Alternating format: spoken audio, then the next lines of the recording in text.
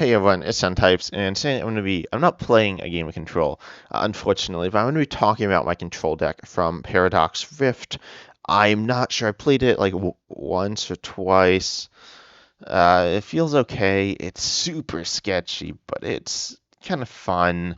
I'll say I made up Control list previously, and this is harder than that list. Yeah, so you can see this is my previous control list, or like this one, this Obsidian Flames one's probably closer. And yeah, I got a few things going on here. I've decided to obviously cut Manaphy. Manaphy isn't useful, but the main thing I cut here was Alolan Vulpix V-Star and all the water energy. So I play less energy now. I made some other changes as well, but mostly they were adding new stuff, cutting some stuff down a little. But let's take a look at the deck. So. Of course, we got Mawile. Mawile is, in my opinion, the best control card. Like, I was gonna say ever. That's not really true, but the best control card in quite a while. I guess there have been cards quite like it, but it's going colorless, stops your opponent from retreating.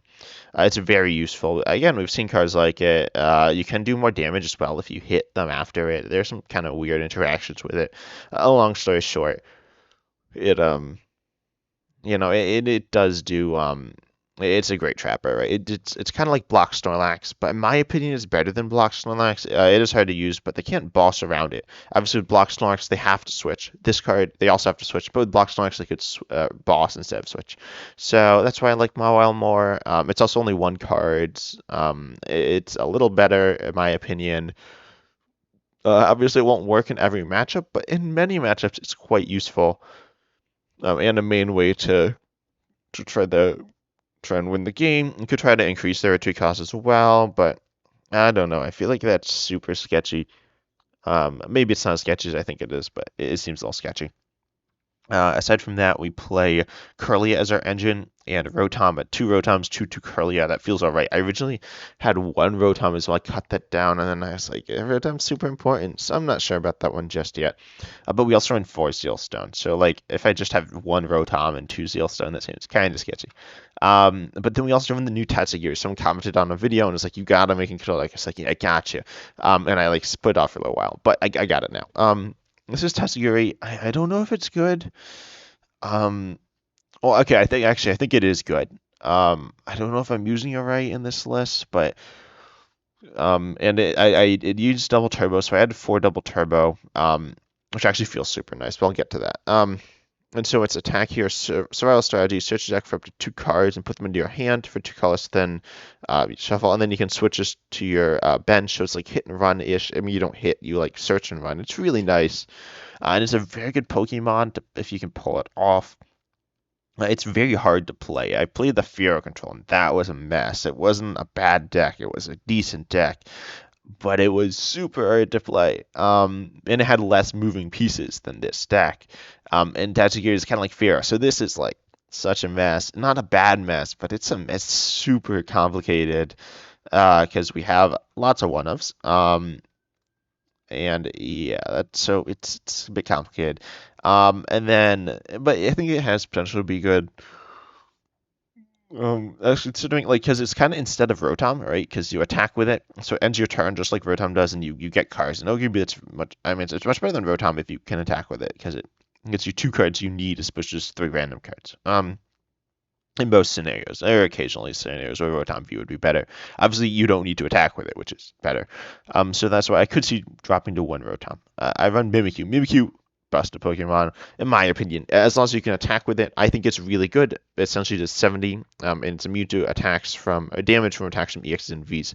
That being said, there are a lot of effects of attacks. There are 2. There's Roaring Moon, which I played this like stupid game, like the stupidest game I've ever played. I didn't play badly. I didn't play amazingly. My opponent like BM'd me a lot, and then they like emo spammed, and then they. It was weird. They played like Lost to Switch as well, which is kind of weird. So I lost. It was a weird game. I was playing slow as well. I was like doing something else while I was playing a game of Control, so it got like really annoyed at me.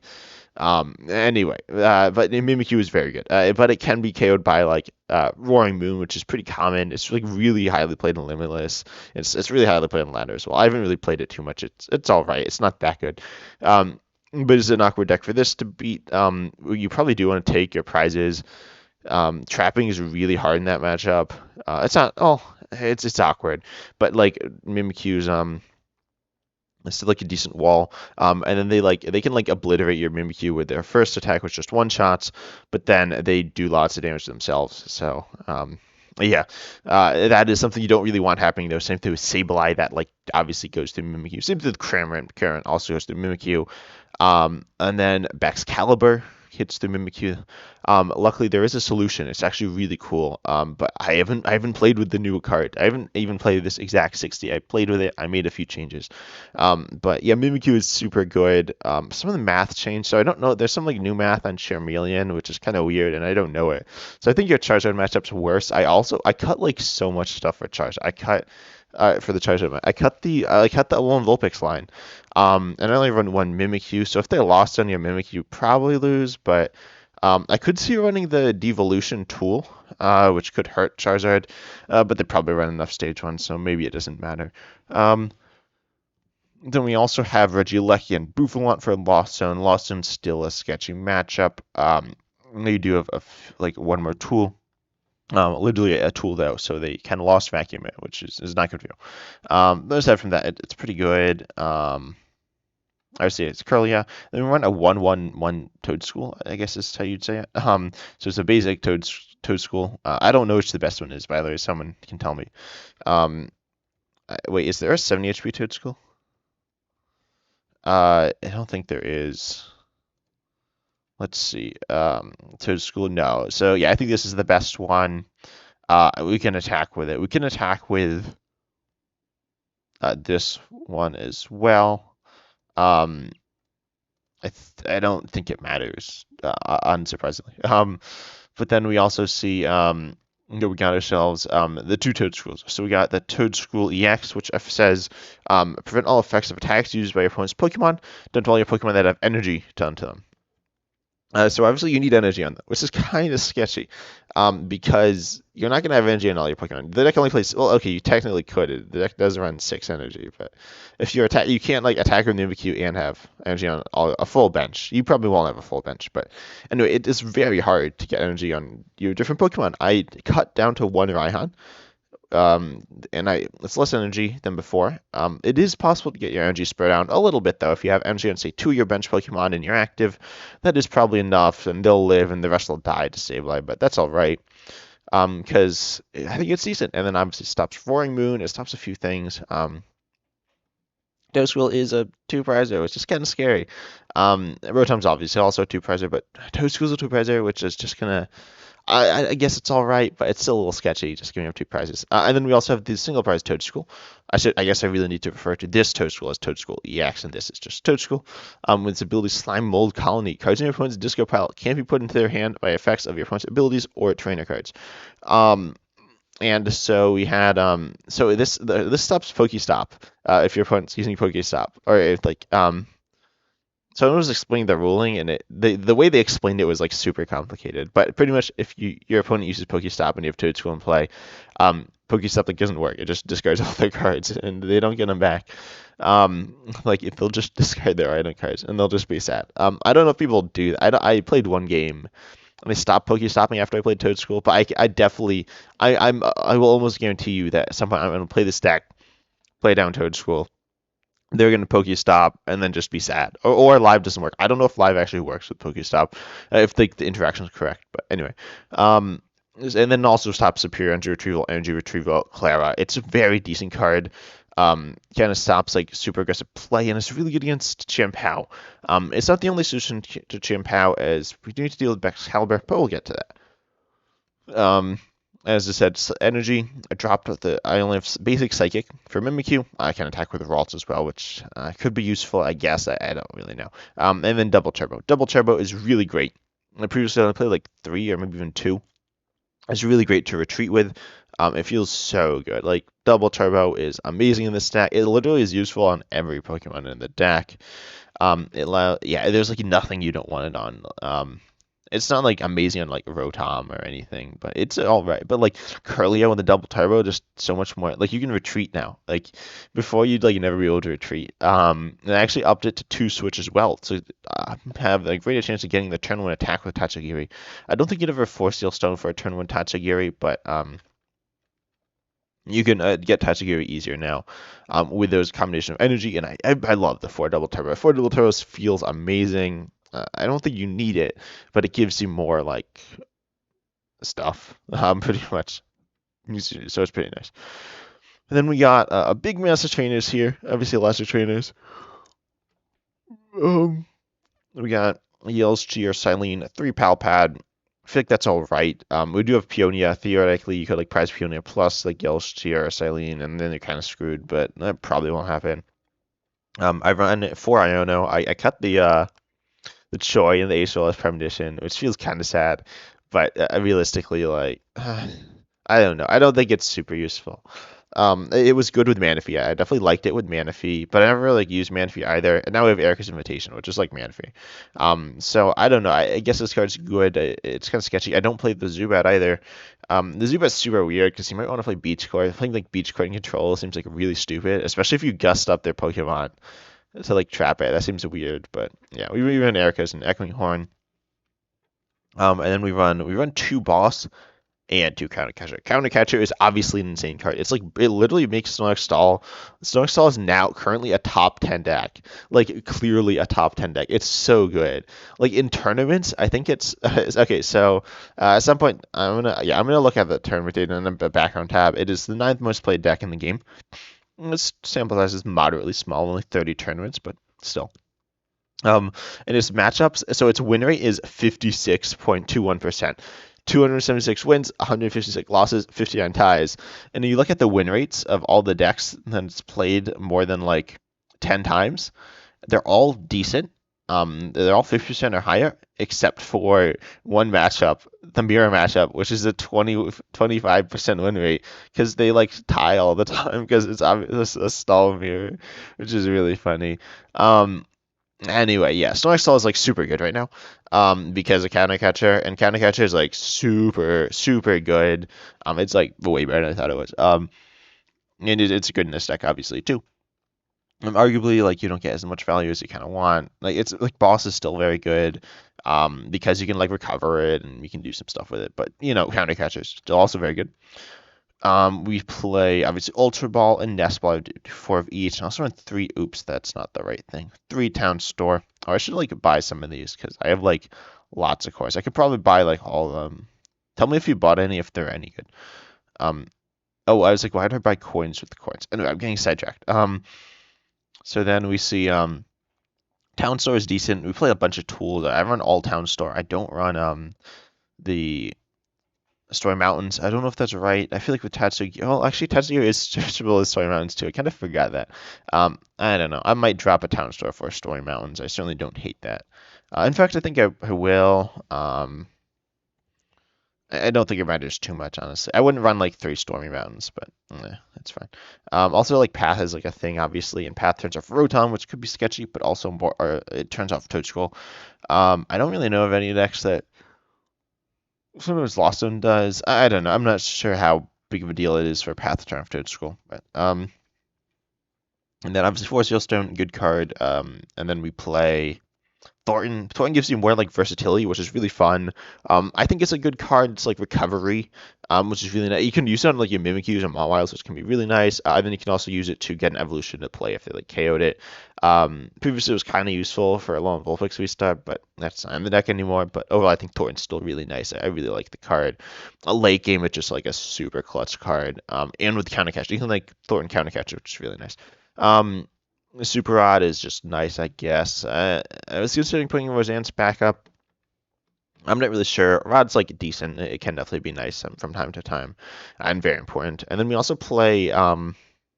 So what have I talked about? Okay, yeah, I haven't talked about some of the new cards, but I haven't played. But I haven't talked about Penny and Turo's Scenario. Turo's Scenario can scoop up evolutions. You just do discard attached cards, but that's not a huge deal.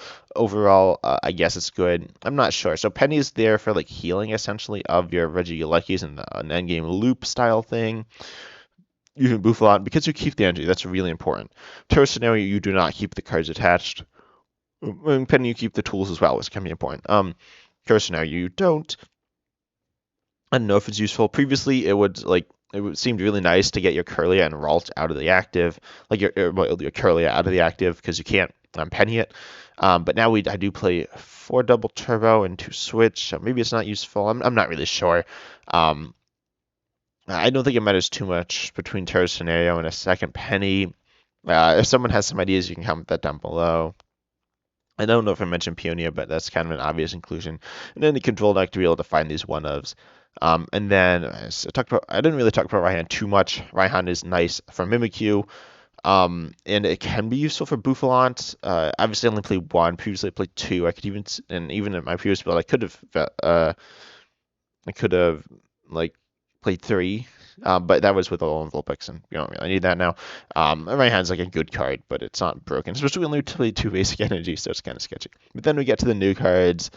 Defiance Vest replaces Pot Helmet, and Luxurious Cape replaces Bravery Charm.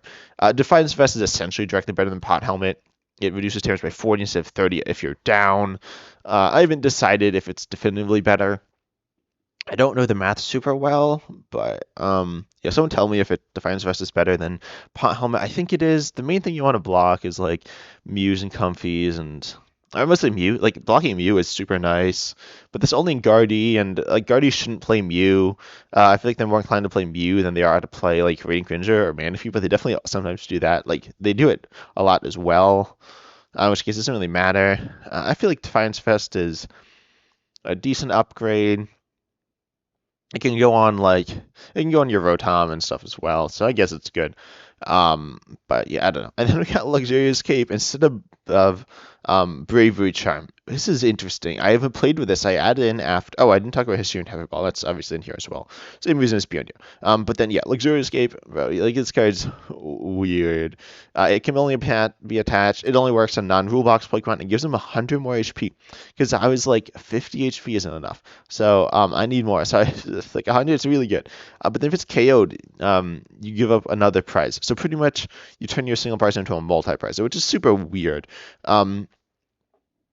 And not necessarily good. It can be great at the end of the game, but more importantly, it's really good at Mimikyu.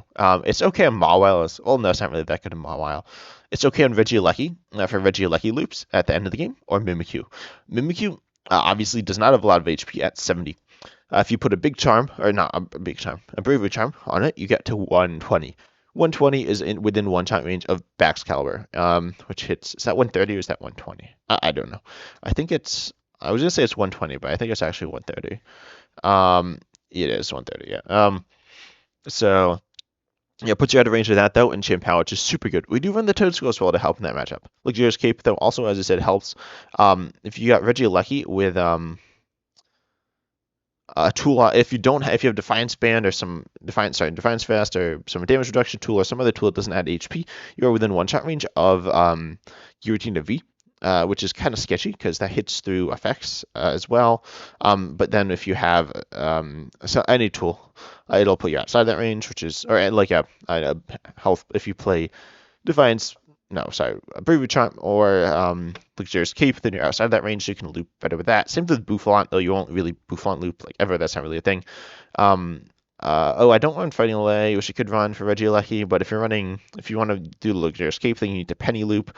So it's a bit weird. As I said, only one Penny seems a little sketchy, and Lost Zone's like a super sketchy matchup. Anyway, getting Lost Zone's super weird right now, winning like all sorts of things. But I think Luxurious Cape's good addition. Obviously space is kind of sketchy, but it wasn't as sketchy as I thought. Like I was just like cutting stuff left and right making this list, and it's like this doesn't feel too bad. So overall, I think this list is pretty good. I'm not 100% sure. I'm not 100% sure on the Tatsugiri. I think it's a good card. I don't know if this is the list, but I think this is a list I just added it to my control list. One thing, obviously, some people are like, I play this list, I have no idea what I'm doing. Even if you I explain all the matchups, like you still don't, because I think control is a one deck that you have to customize to your own liking.